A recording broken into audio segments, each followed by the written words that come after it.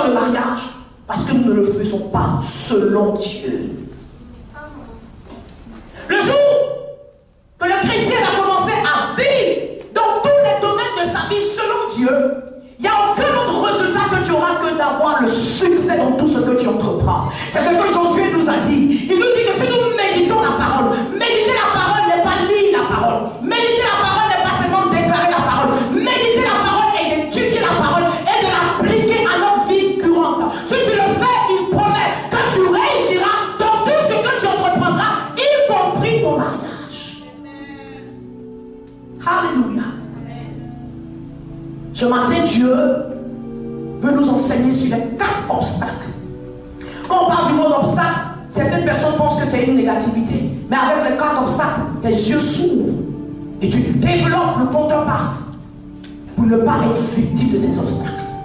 Ces 4 obstacles que nous allons discuter ce matin sont des obstacles qui sont familiers dans tous les mariages. Mais ceux qui réussissent à avoir des mariages heureux sont ceux qui ont dit il y a l'obstacle, mais il y a quelque chose que je peux faire pour battre cet obstacle-là. Il y a un obstacle, mais il y a quelque chose que je peux faire pour surmonter ce obstacle. Et cette chose est de marcher selon Dieu dans mon mariage. Alléluia. Nous allons lire dans la Bible, dans Éphésiens 5, 31 à 32. La Bible nous dit, pour cette raison, l'homme quittera son père et sa mère et s'attachera à sa femme. Et les deux deviendront une seule chair. Et voilà la ligne que beaucoup de chrétiens ne lisent pas. C'est un mystère très profond. Ceux qui sont rentrés dans le mariage sans avoir reçu la formation avant le mariage ont réalisé que le mariage est vraiment un mystère. Ça va te donner des migraines, ça va te donner des maux de tête. Il y a d'autres que ça amène à même tuer leur partenaire. Parce que le mariage est un mystère. Quand tu n'es pas préparé à rentrer dans le mariage, tu seras surpris. Le problème commence quand le processus de devenir une chair arrive. Des frères de même père, même mère, ils se bousculent de temps en temps. Et là, tu parles de quelqu'un qui va quitter l'Afrique du Sud avec toute une norme et notre héritage, qui va rencontrer quelqu'un qui sort du Mexique. Vous ne voyez pas la vie de la même chose, vous n'avez pas les mêmes ambitions, et vous devez devenir une seule personne. Dis à quelqu'un, c'est le processus de devenir un qui est l'obstacle. Alors, quels sont les obstacles à un mariage heureux? La première des choses, c'est le manque de connaissances bibliques au sujet du mariage. Combien de gens parmi nous ici ont reçu une formation avant le mariage? Avant de te marier, avant de courir, mettre la robe, avant de dépenser les millions, est-ce que tu as pris le temps de recevoir l'enseignement de qu'est-ce que c'est que le mariage? Comment Dieu a planifié le mariage afin que ce soit une place heureuse? Quand le mariage est fait selon Dieu, c'est la meilleure relation qui puisse exister sur la terre. Mais quand elle n'est pas faite selon Dieu, ça devient le plus grand désastre. Plusieurs personnes n'ont aucune idée de ce que la Bible enseigne sur le mariage.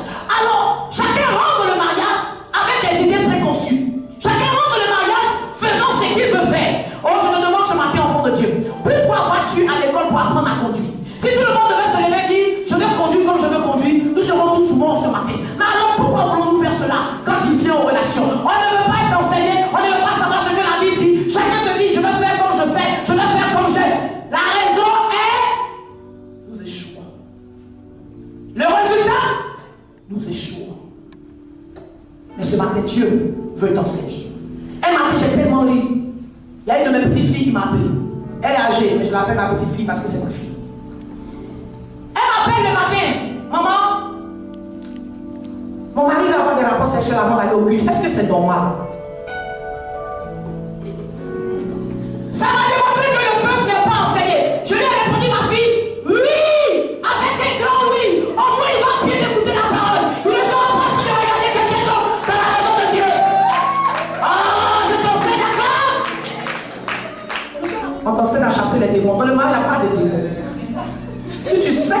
marches. Tu seras heureux. On donne trop de crédit au diable. Le diable souvent nous dit je n'ai rien fait. Ah, ça t'a fait là, c'est un coup. Je ne suis pas dedans. La première loi du mariage se trouve dans le livre de Genèse 2, 24 à 25. La Bible dit, pour cette raison, l'homme quittera son père et sa mère. Quelqu'un ce matin dit l'homme. Quelqu'un ce matin dit l'homme. Dieu ne s'est pas trompé dans la Bible. Il aurait dû dire la femme. Mais s'il a dit l'homme, c'est-à-dire que c'est l'homme qui doit quitter son père et sa mère et aller s'attacher à sa femme. Mais aujourd'hui, nous avons un désordre depuis la base. Nous avons des femmes qui vont demander pardon à des hommes pour les marier. Nous avons des femmes qui se mettent à genoux. Est-ce que tu peux me marier? Des femmes qui pourchassent des hommes pour les marier. C'est mauvais à la base. Si une femme te pourchasse pour la marier, fuis. Ce sera un sac à problème. Parce que bibliquement, ça ne se fait pas. Tu peux donner des petits signes que tu es intéressé. Tu vois, non? Tu peux venir le voir. Ce soir, je prie. Je prie avec les gens. Dimanche, je fais le culte de 11h30. Mais tu ne peux pas lui dire, marie-moi. Parce que ça doit venir de lui. Alléluia. C'est l'homme qui quitte son père et sa mère pour aller vers la femme. Ce n'est pas la femme qui pourchasse l'homme. Et la Bible nous parle du père et de la mère parce que c'est la relation la plus importante sur la terre après Dieu, avant ton mariage. Si vous regardez bien, Dieu n'a pas perdu son temps avec les frères et les sœurs. De nos jours, ce sont ceux-là même qui créent des problèmes dans le couple. On ne vous l'a même pas mentionné parce que vous n'êtes pas important. On dit à quelqu'un, tu n'es pas important. Quand cela a à voir avec mon mariage. Ton mariage est la relation la plus importante après Dieu. Amen. Pas tes enfants. Il y a des moments actuellement qui sont un peu dérangés dans la tête. Quoi? Mes enfants ne sont pas plus importants que vous. Non! Les enfants viennent après. Ton travail n'est pas plus important que ton mariage. Mais la leçon que je vais t'enseigner, enfant de Dieu, la priorité est ton mariage. Lorsque tu décides de rentrer dans la ligne du mariage, la personne avec qui tu es, dès que tu finis avec Dieu, c'est cette personne que tu dois voir. Dès que tu finis avec Dieu, c'est cette personne qui vient après. Ce n'est pas les amis, ce n'est pas le travail, ce n'est pas la poursuite de la richesse. Si, actuellement je parle à ceux qui veulent réussir, ceux qui veulent être heureux. Sinon tu as le choix. Si tu ne veux pas être heureux, cours après l'argent. Parle avec tes amis du matin au soir. Tu seras malheureux dans le mariage. La deuxième loi du mariage, la loi de l'attachement, quelqu'un dit la loi de l'attachement. L'Éternel dit qu'il quittera son père et sa mère et il s'attachera à sa femme. Le mot attaché dans cette parole dans la Bible signifie poursuivre avec énergie. Si tu as une femme que tu as assise ce matin ici, si elle ne te poursuit pas avec énergie, il n'est pas fait pour toi. Il doit te poursuivre. Est-ce qu'il y a des femmes auxquelles je parle ce matin dans l'église de Dieu? Celui qui te bénit doit te pourchasser. Celui qui te veut doit courir avec toi. Il doit investir de l'énergie pour t'avoir. Le mariage est un travail. Il y a des gens qui disent, si je trouve mon âme sœur. Bon, actuellement j'ai des problèmes dans le mariage parce que je ne suis pas avec mon âme sœur, je me suis trompé. Mais si je trouve mon âme sœur, il n'y aura plus de problème. Parce qu'elle va me comprendre. Erreur. Que ce soit âme sœur ou âme cousine. Dans le mariage, tu dois travailler. Oh, enfant de Dieu, dans le mariage, tu dois vouloir faire quelque chose afin que ce mariage puisse marcher. Gloire à Jésus. Il n'y a pas de mariage qui résiste quand chacun les mains croisées.